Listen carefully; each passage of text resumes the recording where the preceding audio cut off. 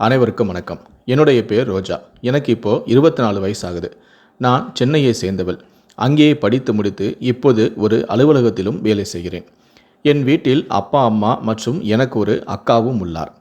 அவருக்கு திருமணமாகி 2 வருடங்கள் தான் ஆகிறது. எனக்கு திருமணம் செய்ய மாப்பிள்ளை தேடி கொண்டிருக்கிறார்கள். ஒரு நாள் நண்பகல் அலுவலகத்தில் இருக்கும் பொழுது அக்காவிடமிருந்து தொலைபேசி அழைப்பு வந்தது. நானும் எடுத்து பேச அக்காவால் பேச முடியவில்லை. வெகு நேரமாக அழுது கொண்டிருந்தார்.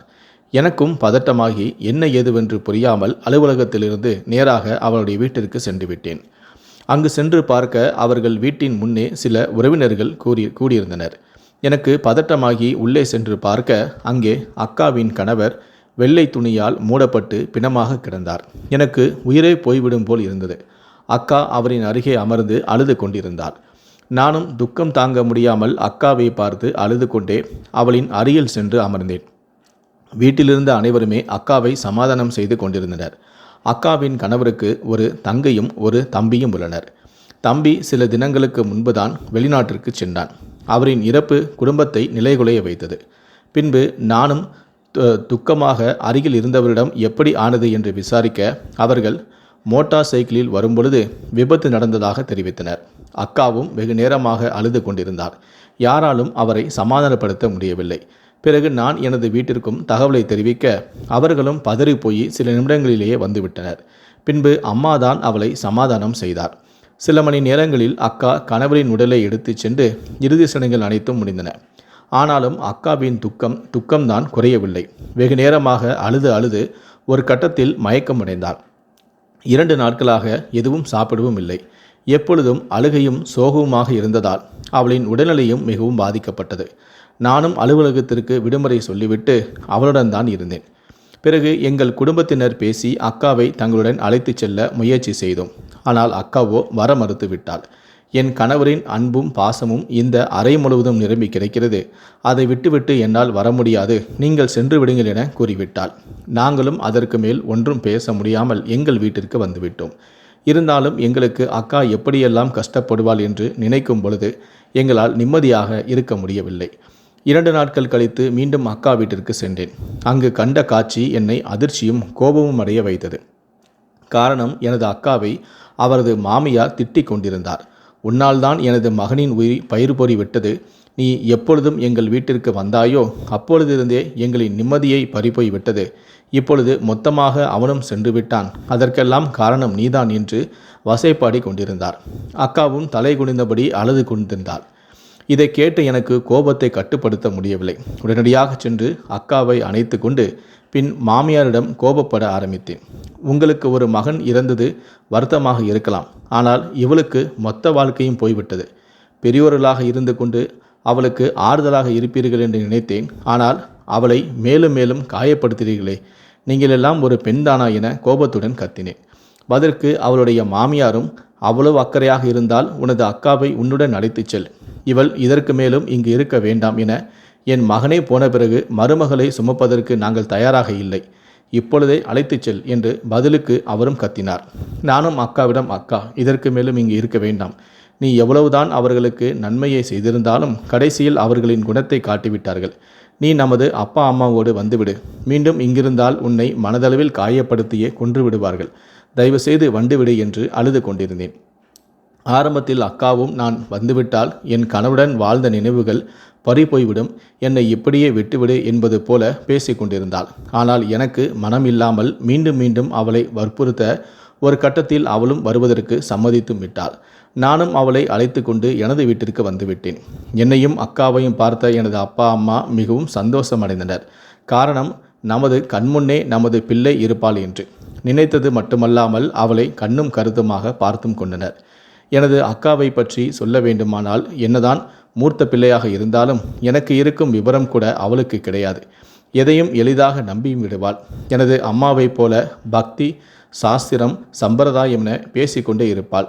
உறவினர்கள் மத்தியில் எல்லோருக்கும் அவளைதான் மிகவும் பிடிக்கும். அவள் வாழப்போகும் வீடு சொர்க்கமாக இருக்கும் என்று அனைவருமே பேசிக்கொள்வார்கள். ஆனால் அது இவ்வளவு சீக்கிரமாக முடியும் என்று நாங்கள் உட்பட யாருமே எதிர்பார்க்கவும் இல்லை. எங்கள் வீட்டிற்கு அக்கா வந்ததை அறிந்து பக்கத்தில் உள்ளவர்களும் சில உறவினர்களும் துக்கம் விசாரித்து விட்டு சென்றனர். அப்படி ஒவ்வொருவரும் வரும்பொழுதும் அவள் அழுது புலம்பிக் கொண்டிருப்பாள். அதை பார்க்க எங்களுக்கு மனசு கஷ்டமாக இருக்கும். இப்படியே சில நாட்கள் வரை சென்றது. அக்காவும் ஓரளவு மனதை தேர்ச்சி கொண்டு வீட்டு வேலைகளை பார்க்க தொடங்கினாள். ஒரு நாள் அக்கா வீட்டு வேலைகளை பார்த்து கொண்டிருக்கும் பொழுது அவளுக்கு வாந்தியும் மயக்கமும் ஏற்பட்டது. முதலில் நாங்கள் துக்கத்தின் விளைவாக ஏற்பட்டிருக்கும் என விட்டுவிட்டோம். ஆனால் மறுநாள் உடல் சோர்ந்து மிகவும் பலவீனமாக காணப்பட்டாள். இதற்கு மேலும் பொறுக்க முடியாத நான் தான் அருகில் இருந்த எங்களுக்கு தெரிந்த பெண் மருத்துவரை வீட்டிற்கு வரவழைத்து அக்காவிற்கு சிகிச்சை அளித்தோம். அக்காவை பரிசோதித்த மருத்துவர் எங்களுக்கு அதிர்ச்சியான ஒரு தகவல் ஒன்றை தெரிவித்தார். என்னவென்றால் அக்கா கர்ப்பமாக உள்ளார் என்றும் தெரிவித்தார். இதை கேட்ட நாங்கள் சந்தோஷப்படுவதா துக்கப்படுவதா என்றும் கூட தெரியவில்லை. பிறகு அம்மா நிதானித்து மருத்துவரிடம் இந்த குழந்தையை கலைத்து விடுங்கள், அவளுக்கென்று எதிர்காலம் ஒன்று உள்ளது. எப்படி இருந்தாலும் இன்னும் சில மாதங்களில் வேறு ஒருவருக்கு திருமணம் செய்து வைத்து விடுவோம். அதற்கு அந்த குழந்தை பெரும் தடையாக இருக்கும். தயவுசெய்து அவளின் வாழ்க்கையை காப்பாற்றி கொடுங்கள். இந்த குழந்தை எங்களுக்கு வேண்டாம் என்று கூறினார். இதை கேட்ட மருத்துவரும் அதிர்ச்சி அடைந்தாலும் பிறகு அம்மாவிடம், அம்மா, குழந்தையை கலைப்பது சட்டப்படி குற்றம் என்றாலும் உங்களின் நிலைமை எனக்கு புரிகிறது. ஆனால் அதிலும் ஒரு சிக்கல் உள்ளது. உங்கள் மகள் மிகவும் பலவீனமாக உள்ளாள். இந்த நேரத்தில் குழந்தை ஏன் கலைப்பது அவளின் உயிருக்கே ஆபத்தை ஏற்படுத்தும். உங்களின் மகள் உங்களுக்கு உயிரோடு வேண்டுமானால் இந்த குழந்தையை பெற்றெடுத்துதான் ஆக வேண்டும். வேறு வழி இல்லை. என்னை மன்னித்து விடுங்கள் என்று கூறிவிட்டு சென்று விட்டார். பிறகு நாங்களும் ஒரு முடிவெடுத்து அக்காவின் உயிர் சம்பந்தப்பட்டு இருப்பதால் அந்த குழந்தையை பெற்று நாங்களே வளர்த்து கொள்ளலாம் என்று முடிவெடுத்தோம். இந்த முடிவை கேட்டு அக்கா சந்தோஷமடைவாள் என்று தான் நாங்கள் நினைத்தோம். காரணம், அவளின் அன்பான கணவரின் கடைசி ஞாபகமாக அது அவளுக்கு அமையும் என்று நினைத்தோம். ஆனால் நாங்கள் நினைத்தது போல எதுவும் நடக்கவில்லை. குழந்தை உண்டான செய்தியை கேட்டதுமே அவள் இன்னும் அழ ஆரம்பித்தாள். அவளிடம் நான் பேசும் பொழுது அவள், இந்த குழந்தை எனக்கு வேண்டவே வேண்டாம், இந்த பாவத்தை என் வாழ்க்கை முழுவதும் நான் சுமக்க முடியாது என்று அழுது கொண்டிருந்தாள். இதை கேட்கும் பொழுது எனக்கு அதிர்ச்சியாகவும் ஆச்சரியமாகவும் இருந்தது. காரணம், அவ்வளவு அன்பு வைத்திருக்கும் கணவனின் குழந்தையை ஏன் இவள் வெறுக்கிறாள் என்று. ஒரு கட்டத்தில் நாங்கள் அனைவருமே சேர்ந்து புரிய வைத்தோம். பிறகு அவளும் சமாதானம் அடைந்தாள். இருந்தாலும் மனமாறி அவளாக ஏதாவது செய்து கொள்வாளோ என்று பகலில் அம்மாவும் இரவும் நானும் அவளை கண்காணித்து வந்தோம். அவளின் நடவடிக்கைகளில் இருந்து நாங்கள் சொன்னதின் பேரில்தான் குழந்தை பெற்றுக்கொள்ள சம்மதித்தாள் என்றும் புரிந்தது. நாங்களும் குழந்தை பிறந்து அவற்றின் முகத்தை பார்த்தால் எல்லாம் சரியாகிவிடும் என்று நினைத்தோம். இப்படியாக பிரசவ நாளும் வந்தது. அருகில் இருந்த மருத்துவமனையில் சேர்க்க அங்கே அவளுக்கு அழகான பெண் குழந்தை ஒன்றும் பிறந்தது. குழந்தை பிறக்கும் பொழுது சரி, அவள் கர்ப்பமாக இருக்கும் பொழுதும் சரி, அவளுடைய கணவரின் வீட்டில் இருந்து யாருமே காண வரவில்லை. குழந்தை பிறந்ததும் அக்கா சரியாகி விடுவாள் என்று நினைத்த எங்களுக்கு ஏமாற்றம் மட்டுமே மிஞ்சியது. குழந்தையை பார்த்தாலே கோபப்பட ஆரம்பித்தாள். அம்மாதான் கட்டாயப்படுத்தி குழந்தைக்கு பசியார வைப்பார். அவரின் நடவடிக்கைகள் எங்களுக்கு தான் பெரும் ஏமாற்றத்தை அளித்தது. காரணம், திருமணத்திற்கு முன்பு குழந்தை குட்டிகளென சந்தோஷமாக வாழ வேண்டும் என்று என்னிடம் பலமுறை கூறியிருக்கிறார். குழந்தையை அவள் சரியாக கவனிப்பதும் இல்லை. நானும் கணவர் எதிர்பார்த்த குழந்தையை அவர் இல்லாமல் பெற்றுவிட்டோமோ என்ற கவலையில் உள்ளாள் என்று விட்டுவிட்டேன். எனக்கு நேரம் கிடைக்கும் போதெல்லாம் குழந்தையை நான் தான் பராமரித்தேன். குழந்தையும் சிறிதாக வளர்ந்து 6 மாதத்தை எட்டியது. குழந்தை என்னை தான் அம்மாவாக நினைத்தது. நான் அருகில் சென்றால் மட்டுமே அதன் முகத்திலிருந்து புன்னகை பூக்கும். அவளுக்கு தர்ஷினி என்று பெயரும் வைத்தோம். ஒரு நாள் அப்பாவிற்கு உடல்நிலை சற்று சரியில்லாமல் போனது. நானும் அப்பாவை அழைத்து கொண்டு அருகில் இருந்த ஒரு பெரிய மருத்துவமனைக்கு சென்றேன். அப்பாவை சிகிச்சைக்காக அனுப்பிவிட்டு தனியாக அமர்ந்திருக்க அப்பொழுது ஒரு மருத்துவர் என்னை பார்த்து நலம் விசாரித்தார். அவர் எனக்கு முன்பே தெரியும். காரணம், அவர் என் அக்கா கணவரின் நண்பர். பிறகு அவர் என்னிடம்தான் ஒரு வருடத்திற்கு முன்பே வெளிநாட்டிற்கு சென்று விட்டதாகவும், போகும்பொழுது உன் அக்காவின் கணவர் என்னிடம் சில பரிசோதனைகளை செய்ததாகவும், அதன் ரிப்போர்ட் இன்று வரை வாங்க வரவில்லை என்றும், அவனை பார்த்தால் இதை கொடுத்துவிடு என்றும் மூடப்பட்டிருந்த ஒரு கவரையும் கொடுத்தார். எனக்கு ஒன்றுமே புரியவில்லை. அக்கா கணவர் இறந்து போனது அவருக்கு தெரியவில்லை. நானும் ஒன்றும் பேசாமல் சரி என்று அந்த ரிப்போர்ட்டையும் வாங்கி வந்தேன்.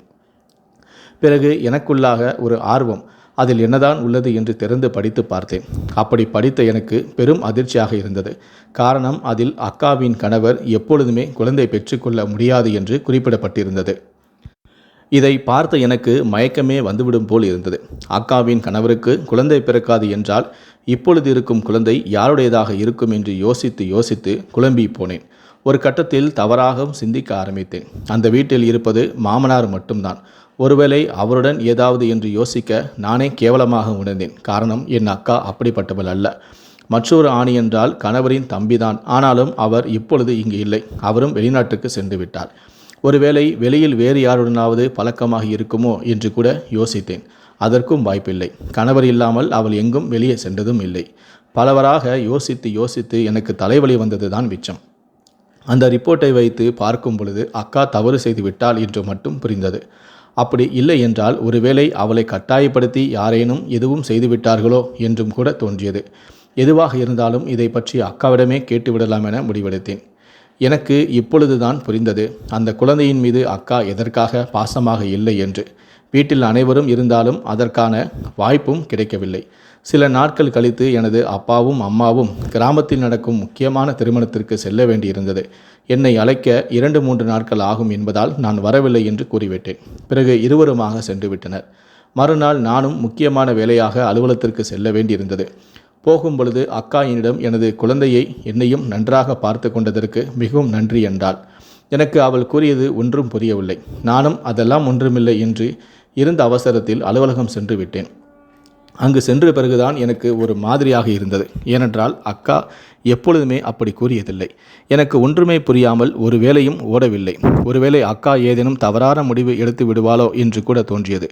உடனடியாக இருந்த வேலைகள் அனைத்தையுமே ஒதுக்கி வைத்துவிட்டு அலுவலகத்தில் இருந்து பாதியிலேயே விடுப்பு சொல்லிவிட்டு வீட்டிற்கு வந்து விட்டேன். அங்கு வந்து பார்க்க வீட்டின் கதவு திறந்திருந்தது. அக்காவின் அறை மட்டுமே தாளிடப்பட்டிருந்தது. எனக்கு ஒன்றும் புரியாமல் வேகமாக சென்று அவளின் அறை கதவை தட்ட ஆரம்பித்தேன். கதவை திறக்காமல் அவளும் என்னை விசாரிக்க தொடங்கினார். எதற்காக பாதியிலேயே வந்தாய் என்று. அப்பொழுதுதான் எனக்கு நிம்மதியாக இருந்தது. பிறகு நானும் அவளிடம் உடல்நிலை சரியில்லை என்று கூறிவிட்டு எனது அறைக்கு சென்று ஓய்வெடுக்க ஆரம்பித்தேன். அப்பொழுது எனக்கு மெல்லிய குரல் ஒன்று கேட்டது. அது எங்கள் குடும்பத்தில் சம்பந்தமில்லாத ஒரு ஆணின் குரல். நானும் கூர்ந்து கவனிக்க அது அக்காவின் அறையிலிருந்து வந்ததை கவனித்தேன். எனக்கு ஒன்றும் புரியவில்லை. உறவினர்களாக இருந்தால் வெளியில் வைத்து பேசாமல் எதற்காக அக்கா அறையில் வைத்து பேச வேண்டும்? ஒருவேளை வேறு ஏதேனும் தவறு செய்கிறாளோ என்று கூட தோன்றியது. எதுவாக இருந்தாலும் இன்று எனது சந்தேகத்தையும் யார் அந்த ஆண் என்று பார்த்துவிட வேண்டும் என்றும் அக்காவின் அறை கதவை தட்டாமல் வேகமாக ஓடி வந்து முட்டி திறந்தேன். அங்கு சென்று பார்த்த எனக்கு பெரும் அதிர்ச்சி காத்திருந்தது. காரணம், அங்கே அக்கா கணவரின் தம்பி அமர்ந்திருந்தார். அவரின் கையில் அக்காவின் குழந்தை இருந்தது. அக்காவும் ஒரு ஓரமாக உட்கார்ந்து அழுது கொண்டிருந்தாள். என்னை பார்த்த இருவருமே பெரும் அதிர்ச்சி அடைந்தனர். எனக்கு ஓரளவு புரிந்துவிட்டது. பிறகு அக்காவிடம், அக்கா என்ன இது? எதற்காக அவர் இங்கே வந்தார்? அதுவும் பூட்டி அறைக்குள் என்ன செய்து கொண்டிருக்கிறீர்கள் என கோபமாக கத்தினேன். என் கோபத்தை பார்த்து பயந்து போன அக்கா என் அருகில் வந்து என்னை கட்டி பிடித்து அழ ஆரம்பித்தாள். எனக்கு ஒன்றும் புரியவில்லை. சில நிமிடம் அமைதிக்கு பிறகு பேச ஆரம்பித்தாள். திருமணமாகி 1 மாதம் வரை கணவர் வேலை விஷயமாக அடிக்கடி வெளியே சென்று வந்தார். எங்களுக்குள் நடக்க வேண்டிய எந்த ஒரு விஷயமும் நடக்கவில்லை. நானாக நெருங்கிச் சென்றால் கூட ஏதாவது காரணத்தை சொல்லி தவிர்த்து வந்தார். அவரின் நடவடிக்கைகள் வித்தியாசமாக தென்பட்டது. நான் என் தோழிகளிடம் கேட்டுக்கொண்டிருக்கிறேன் அந்த விஷயத்தை. ஆண்கள் திருமணமான புதிதில் மிகவும் தொந்தரவு செய்வார்கள் என்று. ஆனால் அதே போல எதுவும் நடக்கவில்லை. ஆனாலும் கணவர் என்னிடம் அன்பாக நடந்து கொண்டார். நான் எந்த ஒரு பொருளை கேட்பதற்கு முன்னரே வாங்கி தந்து விடுவார். மிகவும் பாசமாக இருந்ததால் வேறு விஷயங்களை பற்றியும் நான் சிந்திக்கவில்லை. அவரின் அன்பு கிடைத்தால் போதும் என்ற மனநிலையில் தான் நான் இருந்தேன். ஆனால் எவ்வளவு நாள் தான் அப்படி என்னால் இருக்க முடியும்? ஒரு நாள் இரவு இதை பற்றி பேச ஆரம்பித்தேன். முதலில் மலுப்பலாக பதில் சொன்ன கணவர் நான் வற்புறுத்தி கேட்கவே அழ ஆரம்பித்தார். எனக்கு ஒன்றும் புரியவில்லை. அவரிடம் என்னவென்று விசாரிக்க அப்பொழுதுதான் அதிர்ச்சியான அந்த உண்மையை கூறினார். அவருக்கு ஆண்மை இல்லை என்று. எனக்கு அவர் கூறியது பேரடியாக அமைந்தது. என்னவென்று புரியாமல் நானும் அழுது கொண்டிருந்தேன். பிறகு கணவர் என்னிடம், காயத்ரி, எனக்கு ஆண்மை இல்லாதது சில வருடங்களுக்கு முன்பே தெரியும். அதனால்தான் நான் திருமணம் வேண்டாம் என்று தட்டி கழித்து வந்தேன். ஆனால் வீட்டில் உள்ளவர்களின் தொல்லை தாங்க முடியாமல் தான் உன்னை திருமணம் செய்தும் கொண்டேன். இந்த விஷயம் வீட்டில் உள்ளவர்களுக்கு தெரியாது. எங்கே தெரிந்தால் அவமானமாகி வெளியில் ஆண்மையற்றவன் என்ற கேலி செய்வார்களோ என நினைத்து நான் மறைத்து விட்டேன் என்றார். நமக்கு திருமணம் நடந்து உன்னை எனக்கு மிகவும் பிடித்து போனது. ஆனாலும் என்ன செய்வது? விதி நம்மை முழுமையாக இணைய விடவில்லையே. திருமணத்திற்கு முன்பு நான் ஒரு முடிவு எடுத்திருந்தேன்.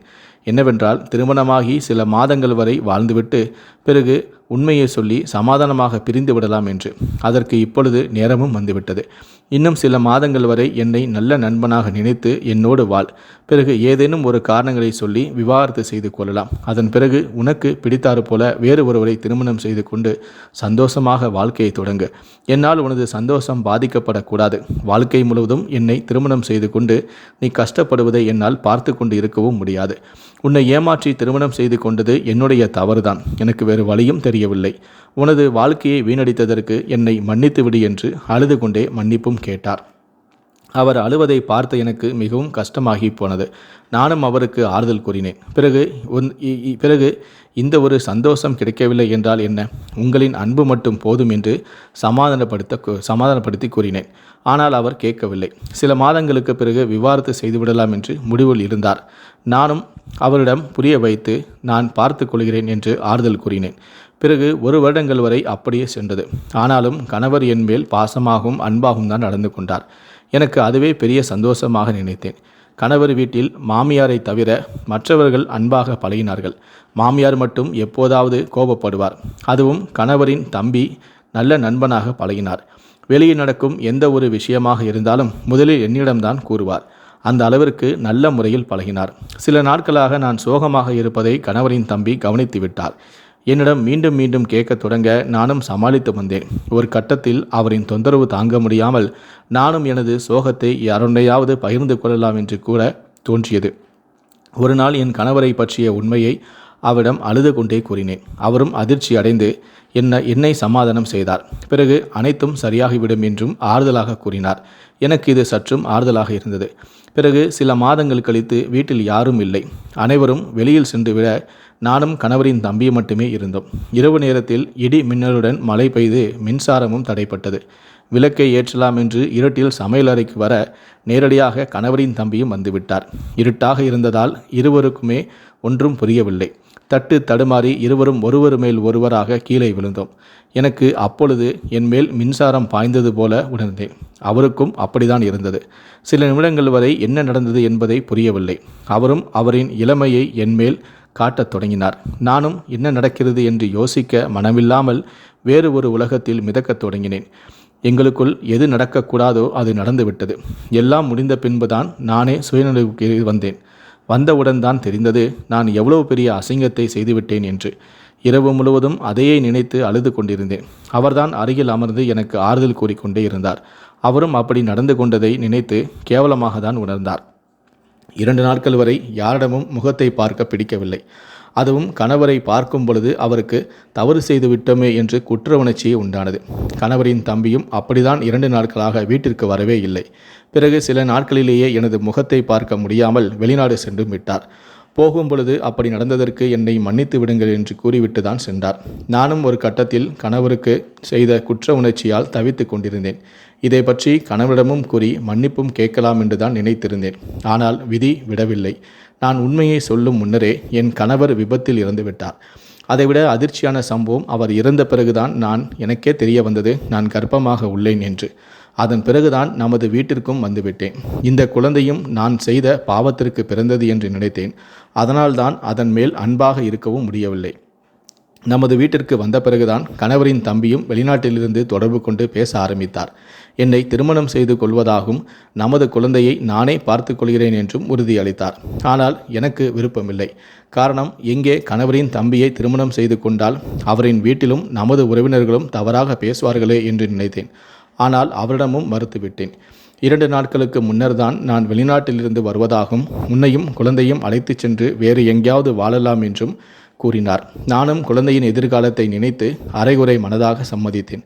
அதனால்தான் அவர் இப்பொழுது நமது வீட்டிற்கு வந்துள்ளார். இன்னும் சிறிது நேரத்தில் வீட்டை விட்டு அவருடன் சென்று விடுவேன். இதை பற்றி அம்மாவிடமோ வேறு யாரிடமோ கூற வேண்டாம் என்று அழுது கொண்டே அக்கா கூறினாள். எனக்கு இப்பொழுதுதான் முழுமையாக புரிய ஆரம்பித்தது. இவ்வளவு நாள் அக்காவை பற்றி தவறாக நினைத்தது போல அவன் மேல் எந்த தவறும் இல்லை என்றும் புரிந்தது. பிறகு அக்காவை சமாதானம் செய்து வைத்தேன். அக்காவின் கணவரின் தம்பியிடமும் பேசினேன்.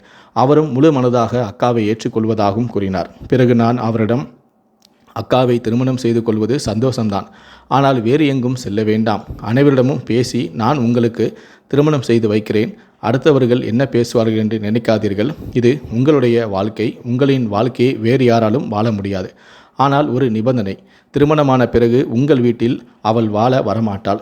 அவளை தனியாக அழைத்துச் சென்றுதான் குடும்பம் நடத்த வேண்டும் என்று கூறினேன். அதற்கும் அவர் சம்மதித்தார். நானும் அக்காவிடமும் அவரிடமும் இதைத்தான் பார்த்து கொள்கிறேன் என்று உறுதியளித்தேன். அவரும் சரி என்று சம்மதித்துவிட்டு வீட்டை விட்டு வெளியேறும் முடிவை கைவிட்டு சென்று விட்டார். பிறகு நானும் சில நாட்கள் கழித்து இது குறித்து அம்மாவிடமும் அப்பாவிடமும் அக்காவின் மறுமணத்தை பற்றி பேச ஆரம்பித்தேன். முதலில் அவர்கள் தயங்கினாலும் நானாக சொல்லுவதைப் போல் கணவரின் தம்பியிடம் பேசி பார்க்கலாம் என்று கூற அவர்களும் அரைகுறை மனதாக சம்மதித்தனர். பிறகு அக்காவின் மாமியாரிடமும் சென்று பேசினேன். அவரிடம் இருந்து கோபத்தை தவிர வேறு எதுவும் பதிலாக வரவில்லை. முழுமையாக அவர் மறுத்துவிட்டார். அது மட்டுமல்லாது என்னையும் திட்டி தீர்த்து விட்டார். பிறகு இது பற்றி அக்காவின் கணவரின் தம்பியிடம் பேச அவர் அக்காவை திருமணம் செய்து கொள்வதில் உறுதியாக இருந்தார். பின்பு அக்காவையும் அவரையும் அழைத்து கொண்டு ரிஜிஸ்டர் மேரேஜ் செய்து வைத்தேன். பிறகு எனக்கு தெரிந்தவர்களின் வீட்டையும் வாடகைக்கு பிடித்து அவர்களையும் குடியமர்த்தினேன். அக்காவும் சந்தோஷமாக தற்போது வாழ்ந்து வருகிறார். எனக்கும் மன நிம்மதியாகவும் சந்தோஷமாகவும் இருந்தது. காரணம், முதல் கணவரிடம் இருந்திருந்தால் கூட எவ்வளவு சந்தோஷமாக இருந்திருக்க மாட்டாள் என்று. அதன் பிறகு கூட அவர்களுக்கு இன்னொரு குழந்தையும் பிறந்தது. 2 வருடம் கழித்து எனக்கும் திருமணமாகி நானும் சந்தோஷமாக வாழ்க்கையை தொடங்கிவிட்டேன்.